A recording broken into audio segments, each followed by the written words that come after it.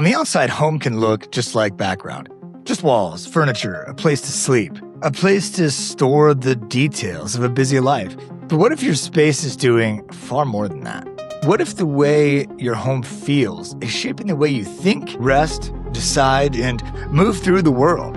In this episode, I sit down with Lisa Morton, holistic interior designer, Feng Shui expert, and author of a new book, Aligned at Home. And we explore the powerful connection between our environment and our well-being. Lisa shares her journey from designing luxury private aircraft to hitting a breaking point that changed everything, and how that unraveling led her to discover a deeper way of living, healing, and designing.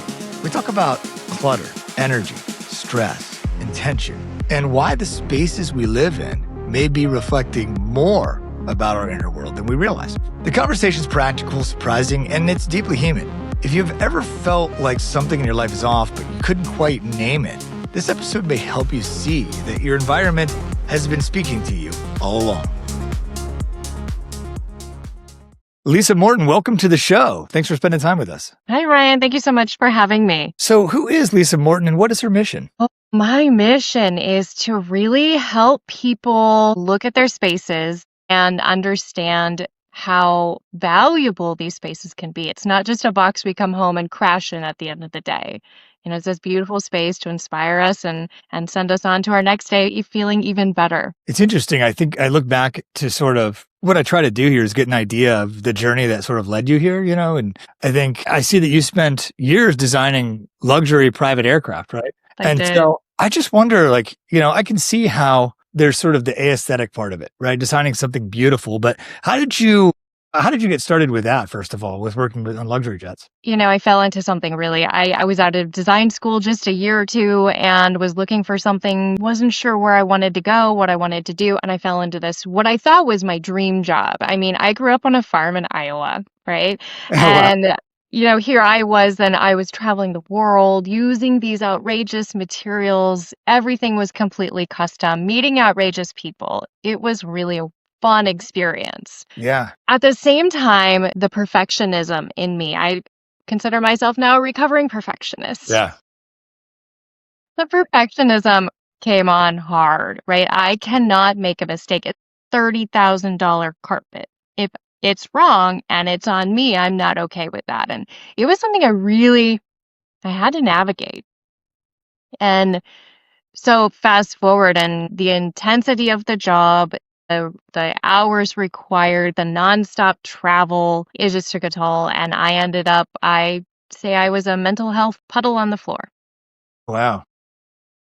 Severe anxiety. I was depressed. I was miserable. I physically felt awful. I was having daily panic attacks in the closet. Yeah. Right.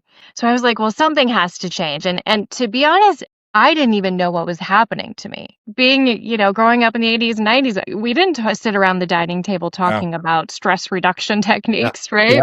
Yeah. Anyway, so fast forward, I decided to leave that job, get back into residential design. My husband and I had a big move, a big reset opportunity, which we were really excited about. And so I'm starting doing residential design. I'm thinking, I want to do more. I don't know how to do more, but I want to bring more into a space beyond making it beautiful, beyond making it functional. And I didn't know what that was. So during those difficult years, I had taken on a yoga practice, meditation. I also was getting Reiki done regularly on myself. So I'm like, well, maybe I'll train in Reiki, and quickly dove in and became a Reiki master in no time because I felt so connected to it. My intuition waking up. And so then I just was like, there's energy in our body. So how can I explore my space? And then it's like the clouds parted for me. Yeah. Honestly. Yeah. Yeah, it's so interesting because I think on the outside, a lot of us would look at your situation and be like, you got to work on luxury jets, what? And that wasn't the thing. So you were in this, you had this adventurous lifestyle. You were traveling everywhere. You were, it just seems like it's interesting. A lot of us fall into that, and I'll consider myself in this group too, is that, it's like, oh, you had everything here, but there was something sort of missing. There was a depth that you were not able to sort of experience based on what your job entailed, right? And so that kind of led you to where you're at now. I always say that moment of being so low, it was a rebirth for me. It really was. I figured out who I am, what's important to me, what life is about, what I want to do with my life, and who I want to spend time with, and all of that. And so while it was a rough time, it really turned out beautiful. Yeah. Yeah. I want to talk about your book for a minute here because the book just came out really recently. Yeah. So your book, November. Aligned at Home, it illustrates, and I didn't get to read all of it. I want to be honest with everybody here, but it illustrates how your home is like, it's a living force, right? It's just not like you said, somewhere you come home and crash. And you talk about how sort of aligning space, energy, and intention through like Feng Shui and holistic design, you can create a home that supports your well-being. And this seems to have played a crucial role in you and your sort of journey back to what's really important to you. Tell us about that. I started working on my own home for myself, and that's where it came from. And then I'm like, well, now I can start implementing these things and helping my clients and helping other people. So I really started studying a holistic approach to interior design. I love looking at beautiful, pretty things and colors for the walls and things like that. But how can I go deeper, right? So I started really researching a holistic approach, healthy materials, things like that. And then I started studying Feng Shui, which I have no doubt I am meant to do in life. I've Yeah. studied for over 10 years. About a year ago, I became a master teacher. So it's just been a beautiful process of understanding a deeper level how, your environment is telling you who you are. It's telling other people who you are. It's also telling you who to be tomorrow. And sending you down a road, sending you in a direction. And when we realize that, then we start to look at it differently. How can I adjust to get the energy going in the direction I want to go, whether that's a new job or better finances or stress relief or just better sleep? It can feel intimidating to some people or like mystical or inaccessible. Just explain the concept for us. I've had people approach me and say, oh, if, and jokingly say, oh, if I turn around twice and pat my head and snap my fingers, will everything come into alignment? No, it requires effort. It requires really slowing down and looking at your space. But it's an ancient practice over 4,000 years old. Since then, since it first began, it was unpracticed. It's since morphed into different schools or sects. I compare it to yoga. There's Ashtanga, there's Vinyasa, right? But the goal is the same. And so it's really looking at your environment and really being able to see which of the 5 elements. We use a 5-element system: fire, water, wood, earth, and metal, as well as the general layout, how energy is flowing. I always think of going to your front door and stand it just as if you walked in. And if there was a river, right, and water was flowing, where would it go? Would it go and run into a bunch of furniture because it's too cluttered? Is it too open and there's nothing to direct the water? What rooms is the water going to? Yeah, so interesting. And before we dive in and get too deep, I just, I'm curious because this is the Personal Success Podcast, right? But how is aligning your space and Feng Shui related to wellness and personal success? So we have specific energy centers in our home, similar to maybe the chakra system, right? Different energy centers in our home that support different aspects of our life. So if you're looking for improvement in your career, you want to get that next job, you want to get that promotion, there's a specific energy center in your home that we can approach and work on. If you want to be seen as for your work, maybe you're an artist and you're ready to be seen and really do your first show of your artwork, right? There's an area of your home that we can approach to work on that. So when we can really detail your home, it can give us so much information. But I do want to say, you touched on something which it can feel overwhelming, which is so very true. It's actually kind of inspired me to write my book because I remember years ago, I had a couple books. I read one. I was so confused. I read the next one. I was even more confused because the second one contradicted what the first one said. I think it can feel overwhelming, and my goal was to make it easy. I have a podcast, Feng Shui Living, and that in my book, my goal is these are easy adjustments that you can go home and do today. Yes, we can dive deeper, but there's so many wonderful things you can do to your space in an evening on a Saturday in 1 hour. Yeah. I've never heard anybody else voice that experience too, but I had that experience too. I was diving into these different books, whether it be yoga or meditation and just, self-development. And I would be like, wait a second, this contradicts that. And I think, there's just so much nuance there. that I really had to you have to sort of get in there and kind of view it yourself. So I like that you voiced that because I have the same thing. And I actually used to frustrate me, but now I use it as like a road sign, like, okay, I need to go further that way because they seem to contradict it. I like I don't know. I just noticed that. But there was a particular time in my life when I sort of had all these things in storage that I'd go through someday. And Ooh. I'm sharing this with you because this is how I relate to this because I haven't thought about Feng Shui for myself in my life. I mean, it's been introduced to me, but there's no plan to go through any of this stuff. I realized that part of the work I'd done in self-development was going through my old things. And there was an external and spatial element to what I was experiencing inside. There were things I didn't want to take responsibility for, tokens and memories I didn't want to revisit necessarily. But doing so really helped me let go of like a heavy energy. And for me, I was sort of inspired to do this by minimalism. I don't know. How does my experience line up with your message here? I mean, it's spot on. Clutter, things, right? Storage is unmade decisions. That's all it is. And it can be hard. It can be scary. It can feel really heavy, right? Clutter just brings on anxiety, stress, depression, all these feelings, but we still think if we just avoid it one more day.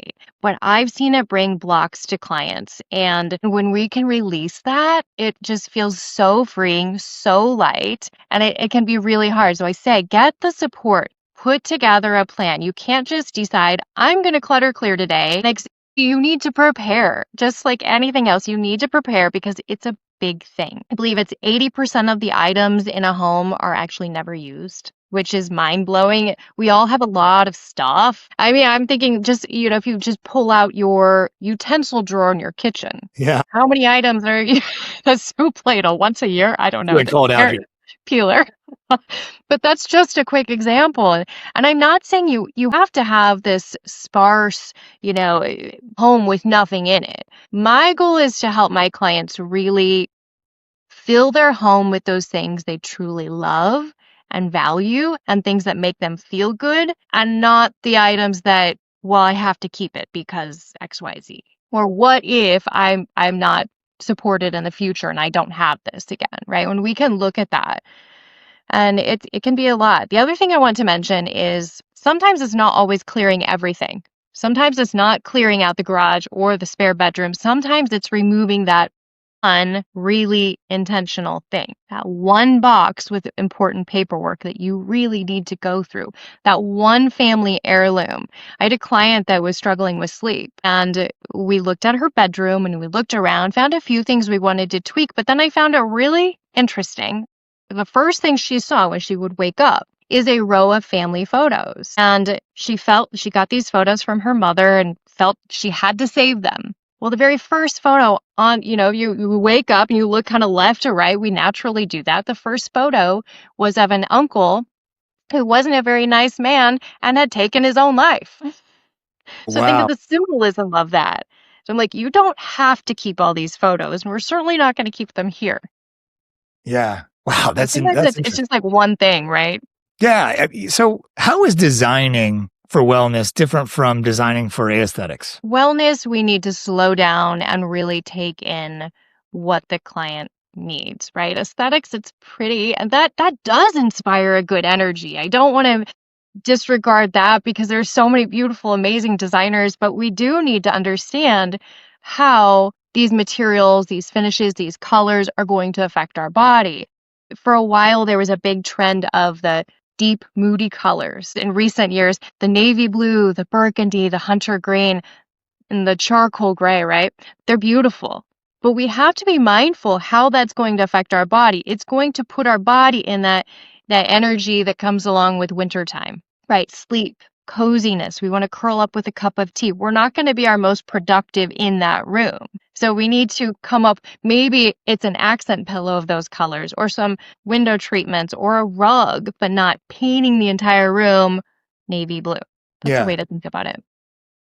Your book, Aligned at Home, you talked about how you wanted to simplify the message of Feng Shui or designing your living space for wellness. What can somebody who's considering reading the book, what can they find in there really? Oh my gosh. One of my favorite sections, it's towards the end of the book, but these are just little moments. I call them nestorations. It's a moment to pamper and comfort and it just improve your little nest, right? It's these sweet little intentional moments that we don't always take. It's taking 2 minutes to smooth out the cover, the lid or the bedspread after. Nestorations. I love that idea. It's, nest home restorations, right? So things, that's awesome. It's just little moments, even slowing down as you're sweeping the floor. Now, I have two big dogs. I have a Roomba, thank goodness.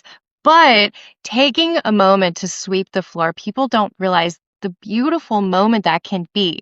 You're really cleansing and refreshing, your grounding, connecting to the earth, removing the dog hair, removing the crumbs. And so I always say if there's one quick, easy thing you can do, it's sweeping the floor and maybe do it with a mantra or a song playing in the background that feels really good and really infuse your space with this whatever energy you're looking for. This morning, I was talking to my partner about, what you and I might talk about today. It's funny because we both really like to have things orderly and we don't like a lot of clutter.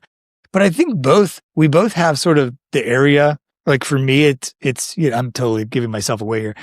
My desk, like it just ends up being like, and I love to spend the time to like organize it and I don't do it. And I think she didn't say this. I'll just say it's something that it's like the kitchen. You know what I mean? I will take the time to do that, but not in my desk. Like, what is it that causes us to have like these certain areas where, we're mindful about that, but we're mindful about keeping things really clean, but other places we're not.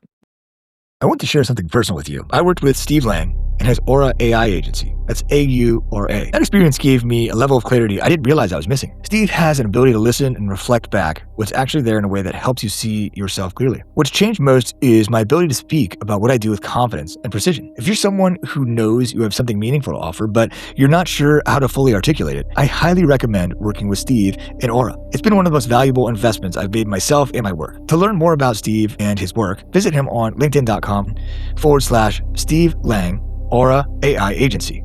That's linkedin.com/in/Steve Lang Aura AURA AI Agency. The link is in the show notes.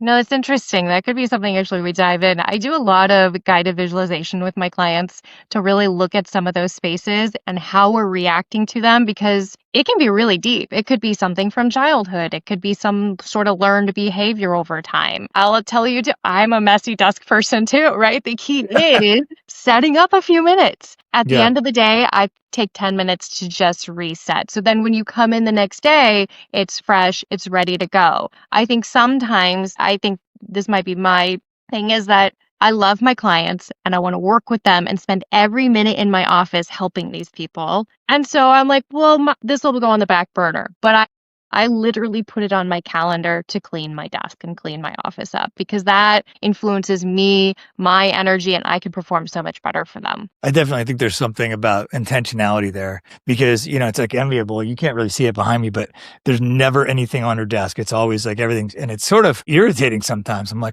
because it's like, I would like to do that. And, I certainly think there's thoughts there like, oh, I'm too busy or like you, I want to focus on with my clients. But it's just interesting to think about some of that stuff because I think, another thing for me is that I got to make the bed as soon as we get up. Mm-hmm.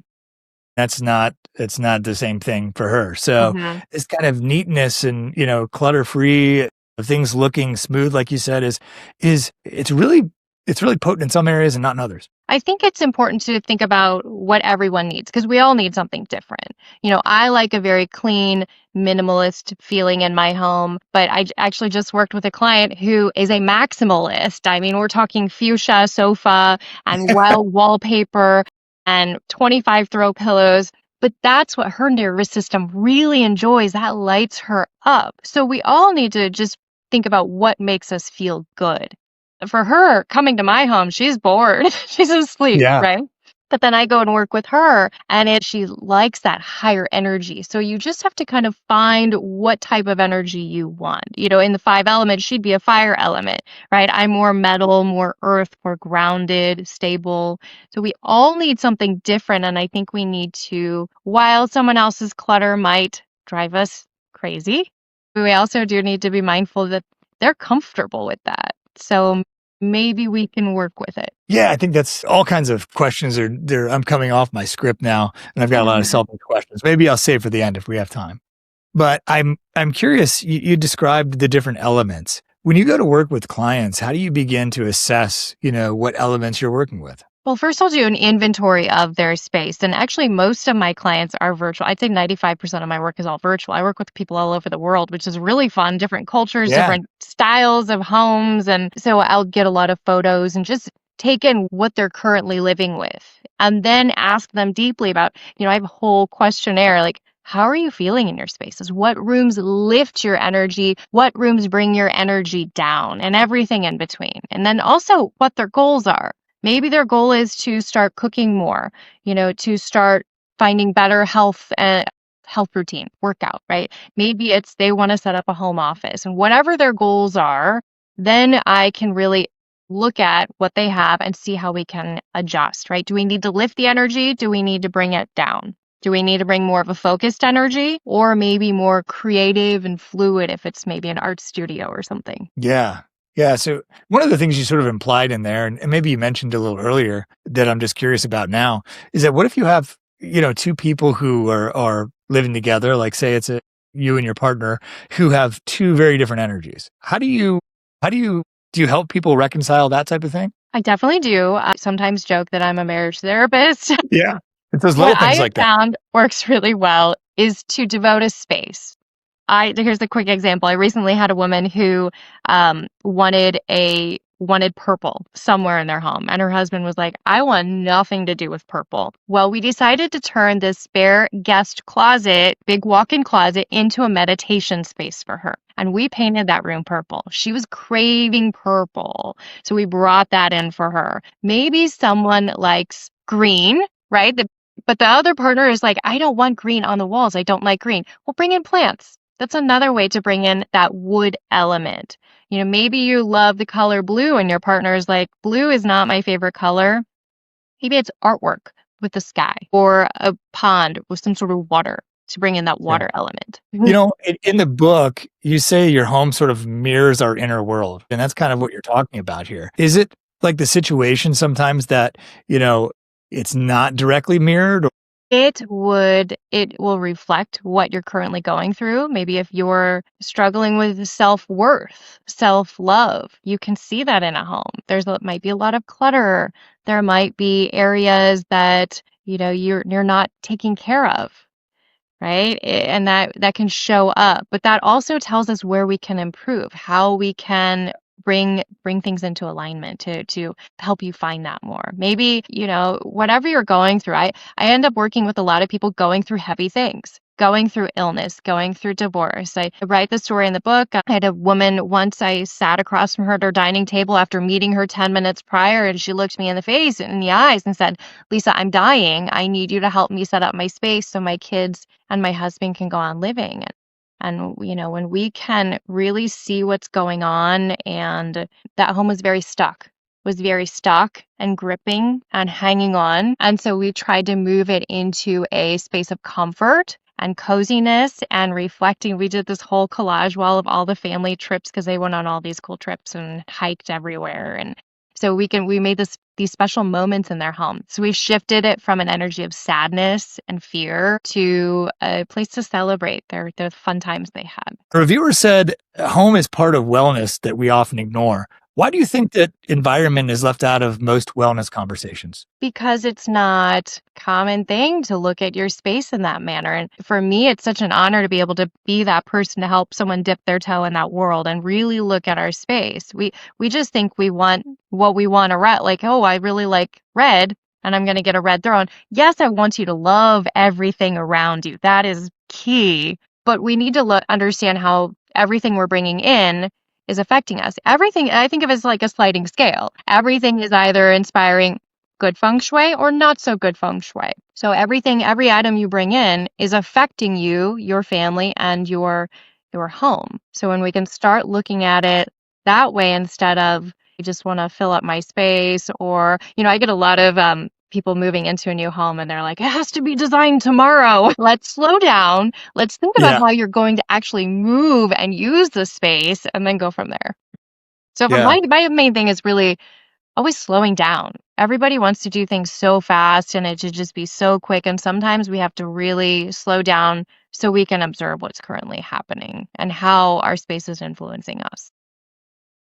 This conversation gives me an opportunity to try some of these things. So the first thing I would do is suggest you connect with your front door.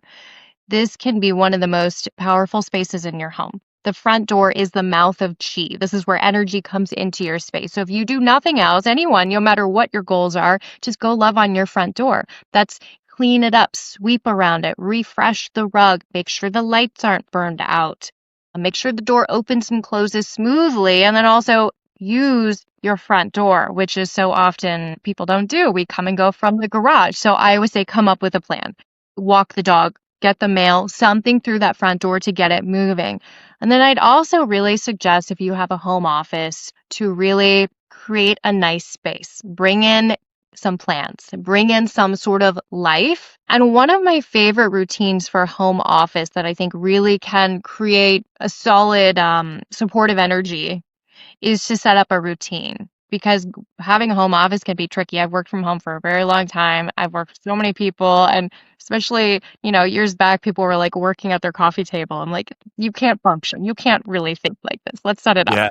But I have this system that I recommend to all my clients with a home office, and it's to set up a routine. So for example, I walk in, I open my door, I turn on the lights, I light my candle, I open the blinds, I turn on the other lamp, I adjust whatever, I sit down. When I'm done at the day, I push my chair in, I turn the back light off, I close the blinds, I blow out the candle, I turn off the main light, I close the door behind me. And it's this routine that starts cueing to your body. I'm heading upstairs to my office and I start feeling that sensation. Okay, now it's time to focus. Now it's time to work. And when you Yeah. can set up routines like that, that really helps support yourself. Also, if you go to an office, don't be afraid to bring a little good feng shui into your space. There was a day I worked in a cubicle, and you can bet I had my plant and a lamp with a beautiful, we had the overhead fluorescent lights, which are not good for us, and a lamp to put in the corner with a warm glow. Simple things like that can really create a space to make you feel better.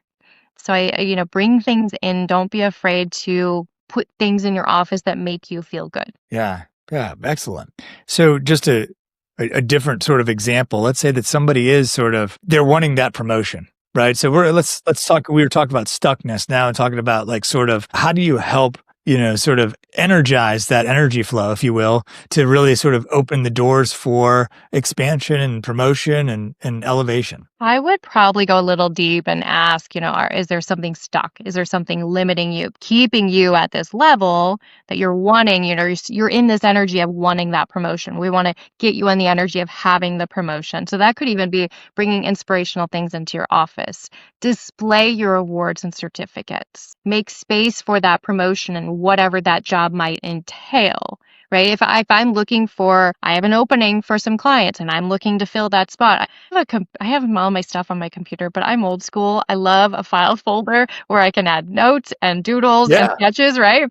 So I get the file folder out. It's ready to go, ready to add that next label of that next client. So it's like getting into that energy of, I have the new job, here we go, and setting the space for that. Would that require different hours? Would that require a different setup? Do you need an extra camera on your screen? Do you need an extra computer screen to do this job? Really setting the stage and then allowing it to come.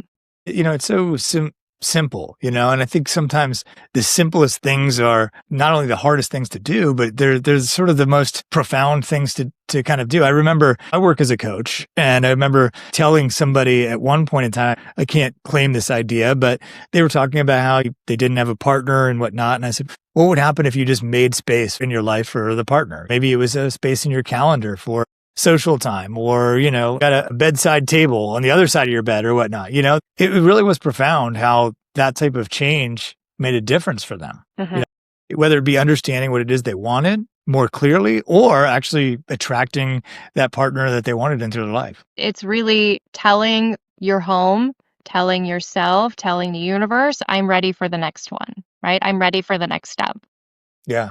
Yeah. What are some common emotional patterns you see in people's living space that kind of show up time and again? Self-love, self-care, right? That's really a big one. Frustration, depression. And I hate to say there is always negative because there are also really fun, wonderful, beautiful experiences I get to be a part of. Starting a Yeah. new business, or ready to grow their family, or they're building their dream home. But typically, a lot of my work can be some of those heavy things, the fear, right, of not feeling supported, the fear of, just what's next? How do I move forward? A lot of stuckness, a lot of feeling stagnant. And I mean, like you said, it's easy. But sometimes we take the easy things and we're like, that won't work. Or, that just too woo or too different. And I always say, give it a try. I tell my clients that I might give them an adjustment to make. And sometimes you'll hear people in Feng Shui talk about cures. I don't like cures because that's saying something's wrong. It's just on that sliding scale. We're just going to make it better, right? But I might give a client an adjustment and they're not on board. I'm like, here's the thing, give me 6 weeks. If you don't like it, you move it back. But I think you'll fall in love with this adjustment and you'll realize the shift that's happening. So what are the things that you notice like physically in the space that help you identify those things, whether they be sort of negative or positive, or what does that look like? Artwork can be really telling. Artwork can be really telling of how you feel about yourself, what you want to bring in. I had a client who her husband had started a business. He was working really hard, long hours. She's like, I just feel so alone. I just feel so alone. So we went up to their master bedroom and she had this beautiful painting, but it was a woman all by herself. So that was the first thing she was seeing in the morning and the last thing she was seeing at night when her husband was busy working and gone. So we replaced that with a wedding photo of them. So Yeah. just simple things like that. Look at your artwork. What is it saying? Is it inspiring you? Is it, a tiger jumping out of the painting, right? Is that inspiring a good feeling or is that causing stress in your body? Mhm. So it's interesting artwork. Also, just how we arrange things, how we care for things. Is there clutter? We're back to the clutter conversation because it just always pops up. It does. Is there clutter is always it's related in some way to self-care, I heard you say. Self-care, self-respect, fear of not being supported is a big one. What if I don't have someone to care for me? I have to hang on to this carrot peeler because I might not have one someday, right? And family heirlooms can bring a lot of guilt, a lot of heaviness. And my trick for that is the heirloom that's in a box in your basement that you see once every 5 years isn't bringing you a good feeling. It's bringing you a heavy feeling. So what if you took a photograph of it and put it on your rotating computer screen so you can see it every day and then donated the item? So think about how you can enjoy it versus feel pressured and heavy to keep it. Yeah. I mentioned earlier that I was sort of motivated to kind of go through all the things that I had in storage through minimalism. Where does like the idea of minimalism and feng shui, where do they overlap? It's really having things in your space that support you and that you value, and getting rid of the sweater that great Aunt Mary gave you one time because you think you're supposed to keep it forever. And Yeah. it's okay. Just because somebody gave you a gift at one time doesn't mean you have to keep it forever. I don't think they expect. And I'm not saying just toss everything. I don't want to send everything to the landfill, but you might have 10 winter coats in your closet from collecting over the years. Well, there's someone out there who doesn't have a winter coat. So maybe you can minimize. Wow. It's kind of uncanny called out. I talked about minimalism, but I probably have 15 coats. Well, Sometimes I feel like I got to wear that one because I haven't worn it. That's silly. But it's taking up time and energy, I suppose. and space, right? And maybe think about the feelings you have when you go to put that coat on. I'm feeling guilted that I have to wear this coat. Just something to think about. It's not saying you have to get rid of him or get rid of any, but Yeah. it's something to think about. And Yeah. why coats? Is that maybe a Yeah. protection thing? Or Yeah. It's interesting. Maybe it is. Maybe it I is. love to give journal prompts. I think that's your journal prompt. Yeah. Yeah, it sounds like a good one. I haven't ever considered that to be one, but it sounds like that would be good. So, what do skeptics often miss about the energy in the environment? Mm. But it doesn't matter. And that we can't shift anything, that we don't have power. And I love Feng Shui because it's so empowering. It brings you power to change your life. I went from a space of being very depressed and anxious and unhappy and feeling lost, and I was able to set up, it was small and I knew very little at the time, but these small adjustments to love on my front door, to set a dining table, for myself, even if it was a casual dinner, to take that time for myself, to properly make my bed. And I'm not trying to give everyone all this work to do in their home, right? Because we're busy, but the goal is we can find little things that make a big impact for you. For the people who are listening in to this and they're like, well, because I can feel part of myself starting to rationalize, is there a difference between sort of organized clutter and aligned space? I think an aligned space goes deeper. Aligning your space is really intention. That's my goal. Like, we can clear out, but then there's this moment where we release things and we have space to call in what we want. So that's intentionally bringing in a plant and placing it in a beautiful, special space, right? Or taking this family heirloom that's been in the back corner and it's dusty and putting it front and center because you all really value it. So I think intention is so powerful, and it goes beyond just arrangement.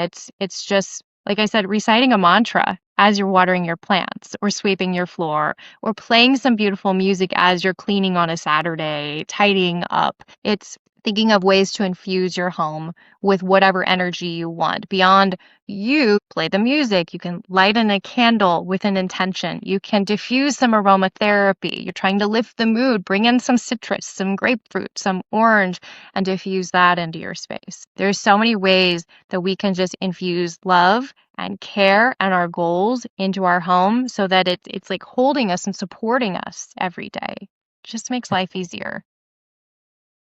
I heard you say intention and attention, so it's like it almost sounds like be intentional about your intention to a way. Because you can bring in the rocks and crystals, the plants, you can do all the stuff, but if you're not doing it with that intention in your heart and that that peaceful kind of state of mind, it's not going to work. I mean, we can do anything, but if we don't have that intention behind and that care and the energy going into your project, it's just going to fall flat. You talked about the front door. You said that's Mm. loving on the front door. What are some easy tips that you might give somebody to sort of make an adjustment that might sort of, I don't want to say work universally, but might sort of illustrate this concept to them? The place I always like to work on is the bedroom because we can transform your sleep with just a few adjustments. Number one, I know it's that time of year, everyone's thinking about fitness, but please, please do not put your Peloton bike in your bedroom. If I had $1 for every time it's Good on the idea. treadmill. So if you think about sleep, it's peaceful. We talk about yin or yang, it's very yin, it's very quiet. We want to be peaceful. And when we have those high energy things in our bedrooms, right, it's in the peripheral vision, it's in the corner of our eye. We're seeing it, we're experiencing that higher energy, thinking about, okay, tomorrow morning I'm going to be sweating, right? So only bringing in quiet, peaceful things into your room. I recommend not working in your bedroom. I also recommend no TV. And a lot of people get angry at me, but removing the TV from your bedroom can be huge. Give it 6 weeks. Think about the energy. I mean, there aren't a lot of peaceful, calming TV shows anymore, right? So when you're watching that, it's filling your room with that energy. It's filling your body with that energy. So I always say no televisions. The other big thing that I see a lot is clutter under the bed. People think, oh, it's just a great place to store things, but you're sleeping on top of that. Where you're supposed to rest for 6 to 8 hours a night, you can be sleeping on top of a to-do list, books to read, clothes to donate, shoes that don't work anymore, jeans that don't fit, right? We have these things Wow. that we shove under there and we're sleeping on top of it. Think of the symbolism. So clear out under your bed. Don't keep anything under there. Wow, that's interesting. I would say probably, it's been a while now, but a few months ago, we discovered that under our bed was a great place to store stuff. And I just sort of looked under there and I was like, is that, I mentioned as a musician, I don't know if we were recording or not yet, but there's like a guitar under there. What? Okay. Wow, I guess I Well, just haven't given got the that out. symbolism, what does that guitar symbolize? Yeah, I don't know. I mean, I just found out it was there. I think, this morning I was looking for some we have, 2.5-year-old boys, so Mm. there's lots of looking under the bed for stuff and, Oh stuff my. gets all over the place. But yeah, that is interesting to think about, and it's interesting because I can sort of feel, as you're saying that, I can sort of feel the difference that would make. Right now I've sort of closed my eyes and think about under the bed as just this stuff where we're sort of shoving stuff in there, right? It just, okay, it's out of sight, out of mind, out of sight, out of mind. But like, it's there. Mhm. And that's sort of like a weight. Mhm. And it's also a self-care thing, a self-love thing. Remove that so you can really have a great night's sleep. Now, I know I work with a lot of people in condos and townhomes. I worked on a woman, she lived in her RV. She was traveling in her RV. I worked on it all, and we have to get really creative, and we can't do everything, but just at least observing and noticing, being mindful of what's there. You want to avoid those. If you have to store, I guess this is what I'm getting at. If you have to store something, make sure it's something that doesn't have a deep emotion. Really slow down so you can really view the item and make sure it doesn't hold energy from something. I sometimes during the wintertime I'll shove an extra blanket under there. That's about it. Yeah. So, Lisa, what tips do you have to maybe, or suggestions or something? Because there's a lot of questions that I had on here where the answer is to kind of slow down. I was going to ask you, like, I love to organize things. I remember one of the things I did for fun, I would joke, is I had this vinyl record collection and I would alphabetize it, right? Part of it's the children, but I don't make the time to do that stuff. Even like my desk, I enjoy sort of moving or organizing the desk. I just don't slow down to do it. What are some things that you might suggest that would help with that? Maybe go back to those nestorations. We don't have to spend an hour organizing the album collection, right? But maybe go through and just wipe them down, stack them up nicely, rearrange, right? Just spend 5 minutes. It's 5 minutes of intention and you're connecting with that energy. And if you do it every week for 5 minutes, you're going to start connecting with that energy more and more and be like, oh, I should play some of those. I should get one of those albums out tonight. Yeah, absolutely. And I think again, a simple response, just spend 5 minutes and do it. Don't spend, the whatever it's going to take, hours or whatever to do that. It used to be a lot bigger than it was, the collection, but, it would probably take a significant amount of time. I don't need to just do that today. That's, again, simple, but not immediately apparent, I guess. Well, that might be a nice experience to I know you said your kiddos are little, right? I Yeah. mean, if someday you could sort the collection together and tell them stories about these favorite musicians, and maybe you went to a concert. It could be a fun thing to do together. So think about Hmm. I know you're pressed for time probably with little ones, but think about how you can bring them in. Yeah. Yeah, that's an interesting topic that's come up, not just on this podcast or this episode, but in conversations I've had with people. It's just like you use the word pressed for time. And I just noticed this kind of, yeah, I sort of live there, right? It's interesting because I also know sort of intellectually that taking the time to do this stuff it doesn't change time, right? But it gives you a sense of spaciousness that maybe wasn't there before.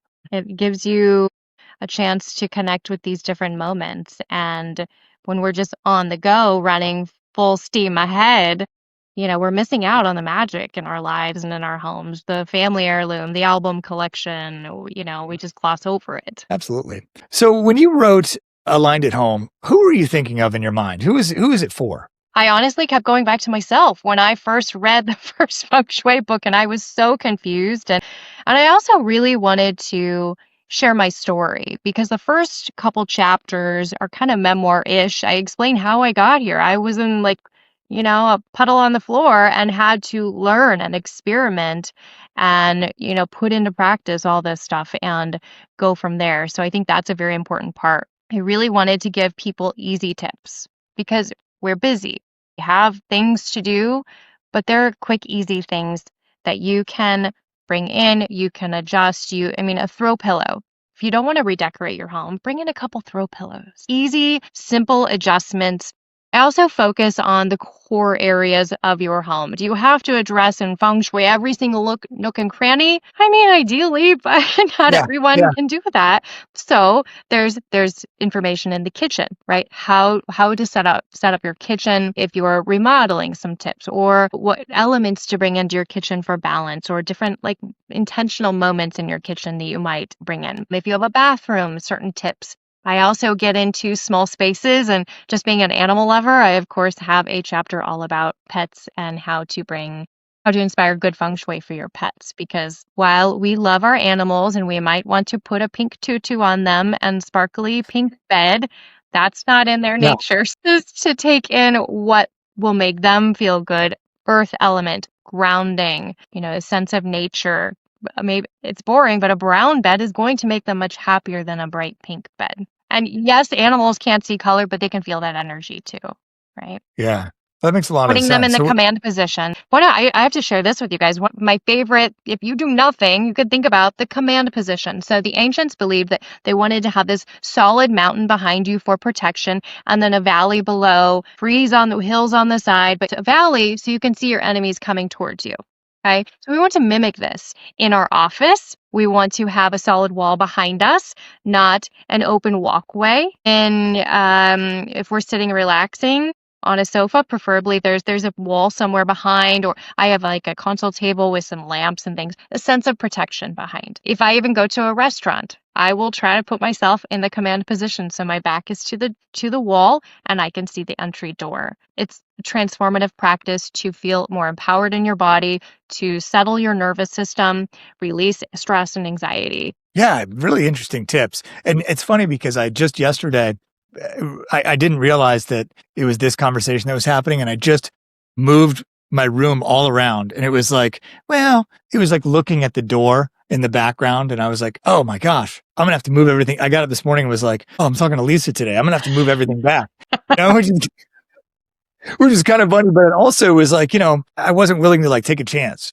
In some places, I'm more than willing to take a risk. And I guess I wasn't here. So it's just interesting to think about these things because I was sort of doing some of that. And this, my partner was off for the holiday and just repainted the room in here. So there's really been she puts a lot of energy into the way that the energy feels. And I sort of realized that sometimes I sort of have blinders on for it. I guess I'm not certain why of that, but I don't know. What do you think?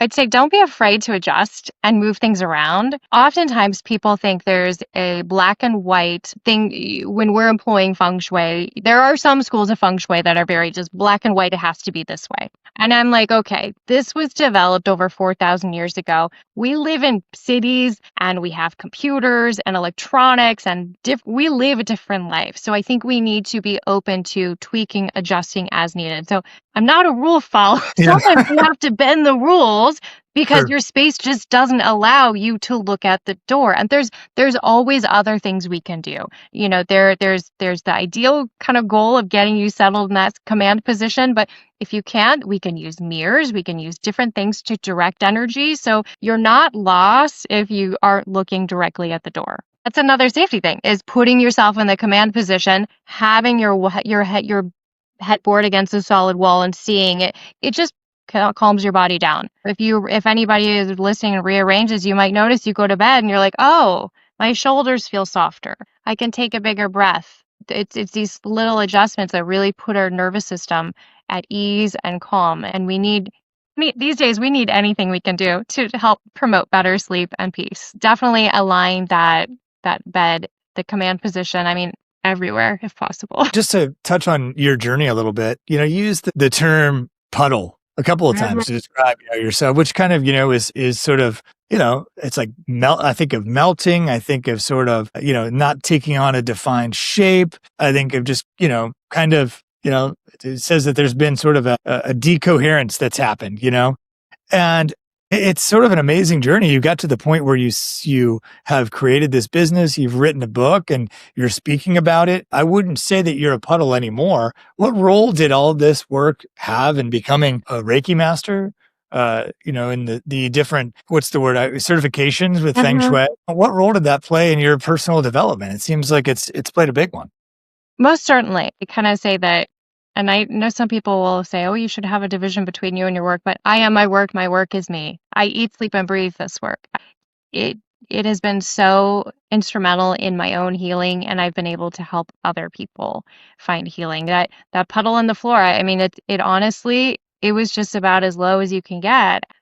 And I've always been a believer in having a toolkit. You have your toolkit. We all have a bad day, right? So you pull out that toolkit. You pull out the sunlight, the lamp that mimics the sunlight. You pull out your essential oils to support you if you're feeling too high or too low, or right? We have these tools, and for me, having these tools in my toolkit was transformative. And I just wanted to continue to learn more and more. So now I can help other people. And it's fun because it starts at a place of healing, and we work on our healing. We work on feeling better. I work with a client who's healing from going through a divorce, right? And then eventually we get to a point, well, what's next? What do you want? And it can turn into manifestation that way. We can start using all these tools and all this Feng Shui work for manifestation and drawing whatever you want towards you. So we're starting in a heavy space, puddle on the floor might be, right? And we're working up, just improving every little day, which is a small little thing, and then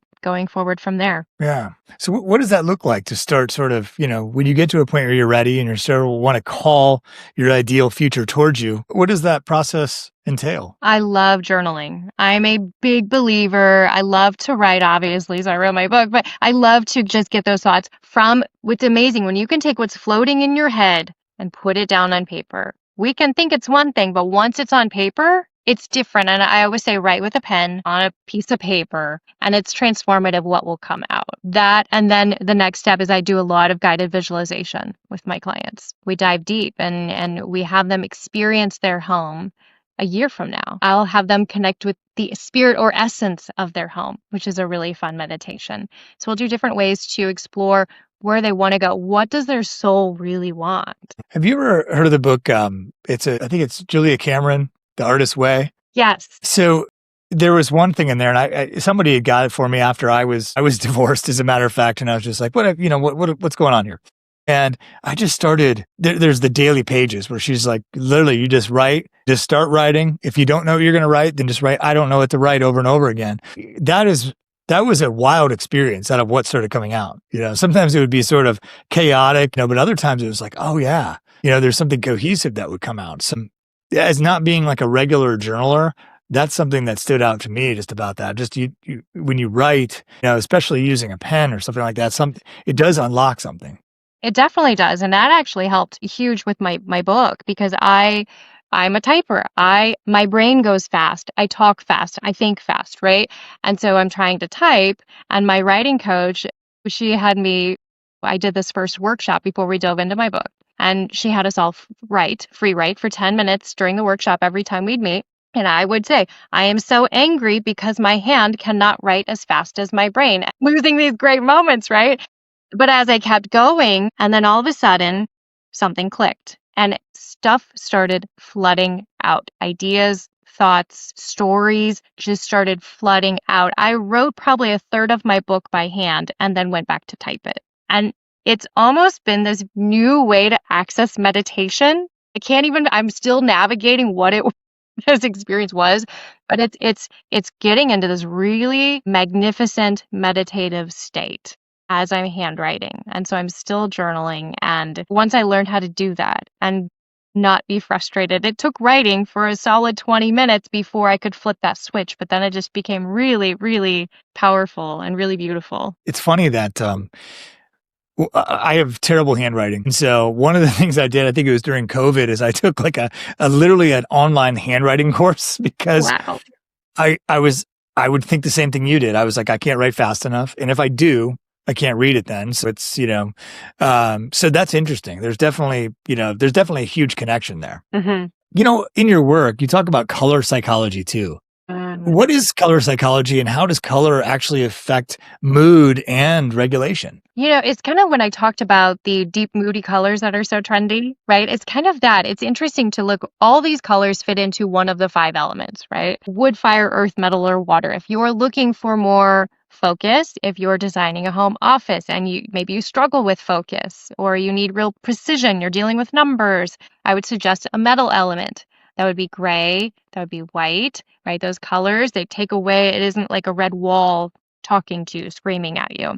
So when we can look at colors and pick colors that support us versus just picking off a fan deck. I actually do this really fun color mastery class. This is a free class that I do, and I talk about the psychology behind color, some history of color, and the Feng Shui effects of color, because we need to know how they're going to affect us. Color is so powerful, and I always say if you don't want to spend a lot of money but want a big impact, paint your walls. Get out the paint roller and have a little project this weekend painting the walls, because that can have a huge impact. But we need to know how that color is going to affect us. So it's important to not just go and pick the pretty color. Well, I love a pretty color and I want you to respond emotionally and joyously to it. Yeah. Pick a color that's going to be a good selection for you. As we wrap up, what should I have asked you that maybe I didn't or you wanted to discuss during our conversation today? Man, we covered so many good topics. We covered clutter, which was just so important. One more thing I guess I will share with you is another location in your home that's very powerful. Yeah. If you were to be a bird up in the sky looking down at your home, a bird's eye view of your home, I want you to locate the centermost area of your home. And I want you to love on that area, because following a Bagua map, a special tool we use to locate the different energy centers, following a Bagua map, that location connects to every other energy center of your home. So if you just bring in a fresh bouquet of flowers, a new houseplant, maybe just even tidy it up, that will affect the entire rest of the home. So just spend 5 minutes today finding that location and giving it a little TLC. Oh, that's great. That's great. I was trying to get some of those real, that to me is really actionable, right? Some of those points like right there. It definitely has me thinking. Fresh flowers are your best friend. I have this whole theory during the wintertime. I get the winter blues. So I have this whole practice I call the flower challenge, and I tell all my clients to do it. To every week, bring in fresh flowers, or even a stem, or a new house plant, or a cutting of a plant, or something nature into your home as a gift to your home, and preferably place it in that centermost area. Yeah. Oh, that's excellent. That's excellent. Well, this has been very valuable for me personally, and I think Mike is out there waiting for me to debrief her, I think probably. But if someone listening, Lisa, wanted to work with you, how might they find you online, or where might they contact you? Sure. I have my website is purelivingwithlisamorton.com. My book is Aligned at Home. You can find it on Amazon. If you want a signed copy, you can pop over to my website and get one there. Most of the bookstores have it online. I also do have my podcast called Feng Shui Living Tips for Busy Women. Quick, easy, little things they can do. And it's a lot of fun. Yeah. Also on social media at Pure Living with Lisa Morton. Awesome. And all that will be in the show notes for everybody. And if you're watching on YouTube, you can find it in the description below. So thank you so much for sharing this with us today. This has been an opportunity for a lot of transformation, I think, for me, and I think for a lot of people listening. Wonderful. Thanks so much for having me. If there's one thing this conversation leaves me with, it's this. Your home is not neutral. It's shaping you, reflecting you, supporting you, or quietly draining you. And maybe that is the real invitation here, not to make everything perfect, not to turn your life into a design project, but to slow down long enough to notice what your space has been saying all along. Lisa reminded us that alignment is not always dramatic. Sometimes it looks like clearing one corner, moving one object, opening the door with the front door, at that with more intention, letting your environment support the person you're becoming. So if something in this conversation resonated with you, don't just admire the idea, try something. Make a small shift. Bring attention to one space. Create a little more room for peace, clarity, and energy to move. And if you want to go deeper into Lisa's work, you can connect with her at Pure Living with Lisa Morton. Explore her website, tune into her podcast, and follow her online. Her website is purelivingwithlisamorton.com. And that's in the show notes. Her podcast is Feng Shui Living and is featured through her official site. You can also find her on Instagram, Facebook, and LinkedIn as well. And if this episode gave you language to experience something you have not fully named, make sure you subscribe to the channel, share the episode with someone who needs it, and come back for the next conversation. Until next time, thanks for listening.